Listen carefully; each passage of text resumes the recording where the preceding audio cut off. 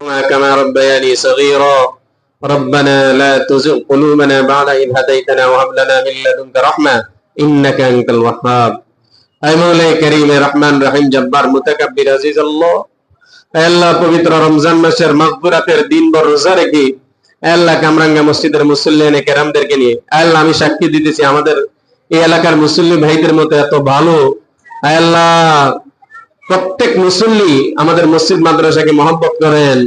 আল্লাহ ব্যবসায়িক ভাই, শ্রমিক ভাই, বাড়িওয়ালা ভাই আছেন, আল্লাহ তারা অত্যন্ত মহব্বতের সাথে মাদ্রাসাকে স্মরণ করেন, মসজিদকে স্মরণ করেন।